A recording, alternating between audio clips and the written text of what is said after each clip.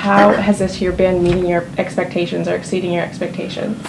It's been an exciting year. I believe we've made a lot of progress, especially as it relates to serving our students more successfully.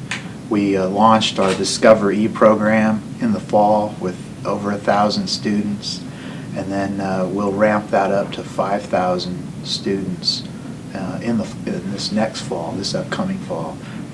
All the research on that program has been very positive in terms of increased engagement by the students, increased engagement by the faculty.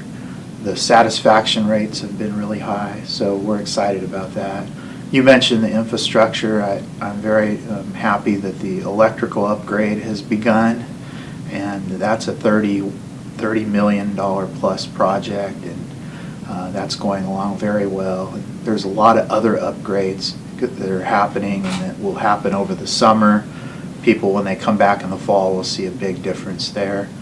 We implemented one of the largest salary equity programs for our faculty and staff in the whole CSU system this year, and made a huge difference. About 500 faculty and staff benefited from that program, and I'm really happy about that. I've really enjoyed having that opportunity to meet with students and faculty and staff, and we've done open forums, in person. We did the social media forum a couple weeks ago, and every single time I've learned something new, in a lot of cases a lot of things new from students and faculty and staff, and that was one example where we learned about the potholes in some of the lots, and those have been fixed. One student sent me pictures of bathrooms that had no stall doors, and I appreciated that, and we've fixed those. And you know, I just appreciate the fact that students and faculty and staff, they love Fresno State so much that they want to let me know when they love what's happening, you know, if it's positive, or on the other hand, if they think we're falling short, and that's very helpful to have that. Mm-hmm. Monument is very special. I do believe that last Thursday and Friday will be two of the most significant days in our 100-plus year history. They're extraordinarily meaningful for everybody who visited and for all of us. The project took about 100 days, which in a university, that's lightning speed for a project. And you know, we put out 100 chairs last fall for the groundbreaking, and several hundred came. So we put out 1,000 chairs last week, and almost 5,000 people came, and that was magnificent to see so many young people and some of our elders in the community come, and how meaningful the Armenian Genocide Monument was to each of them. And just as president, it's definitely one of the highlights of my career and my life. Look at the positive part of Impaction. The positive part is that the number of students who want to come to Fresno State is increasing dramatically. It's twice the state average, and that means that we're doing something really good, and I like that, and I want to continue to see more students consider Fresno State, first generation to college students and children of our alumni and other second and third generation students. So that part of it's positive. I would love for us to grow a little faster, and I'd love to see the governor and the legislature fund higher education at a higher level. Had we not declared Impaction, we would have had to close the doors to any student, regardless of their background, their talents, from outside our 4-county service area.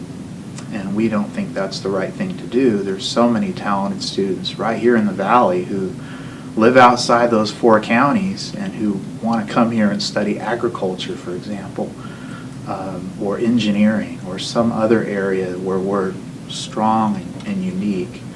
And I want us to leave the doors open for those talented students. Well, every CSU campus struggled with this issue during the Great Recession, and Fresno State was one of those campuses. So most of our faculty and staff went 6 or 7 years without any adjustment. Fortunately, we're in a positive place now financially where we can dedicate resources to that area. And I think all the CSUs are looking at what they can do within their budget constraints. And for us, when I listened to the faculty and the staff, this was one of the very highest priorities. So as a campus, we decided, ultimately I decided, that compensation through the equity program would be our highest priority. And that supported our goal of ensuring that our students were served well. The drought is, I think, the single biggest challenge that our region faces right now, immediate challenge. If that worsens, everything else that we're trying to accomplish becomes that much harder. So I'm praying for rain just like everyone else. Having said that, we're working hard to reduce our own water consumption on the campus. I understand we're near a 30% reduction at this point, and I've heard from our facilities folks are going to try to push that even further. So we've gone beyond where the governor's asked us, and that's a good thing. I want us to be a model in that area. We actually have had to take some of our farmland out of production, like other folks in agriculture, and our students are learning about those issues. So the real impact here is significant. And in addition to that, from an education and from a research perspective, we've been highlighting research on water. We've been investing more in those projects. And the provost said that we're the water university, and I think that's right. We'll have about 5,000 spots essentially for students to get into courses and be part of the Discovery program. So very exciting. And then our goal is to ramp that up to 10,000 the following year. And we're making sure that our faculty get all the support they need to be successful, because they're redesigning their courses for the tablet technology. In one class that I looked at in the fall, on average, at the time we looked at it, the achievement levels were one point higher than the same class offered traditionally. So that's a really positive outcome. We will begin discussion in the fall about a new student union and a new faculty center. And as part of those discussions, I think we'll look at how we fund such a facility, and I imagine private support will be significant. We could finance part of it, and then we may ask the students if they would like to invest in something like that. So I want to leave the door open for dialogue with the students about particular ways in which that could be beneficial. My understanding is, yes, we do monitor that. I could talk with our facilities folks just to confirm it, but I think in determining how much we've been saving, that's how we've monitored it. We are talking with City of Clovis about ways in which we can use some of their water that they're processing, some of their wastewater that they're processing, and we could perhaps use that on the farm. So we're looking at alternative ways to bolster the supply of water that we have for various uses.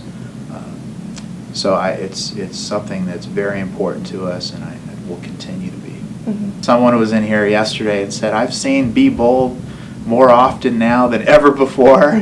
So I love that, and people use it for all different examples.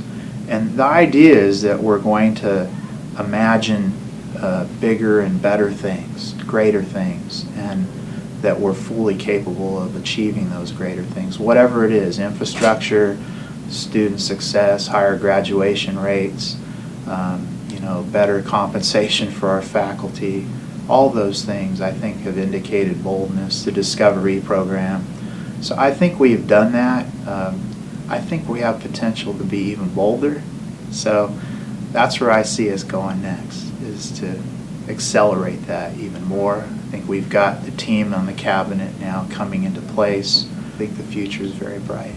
Okay, great. That's all I have for you, so thank you. Thank you, I Megan. appreciate it. No problem. Appreciate it.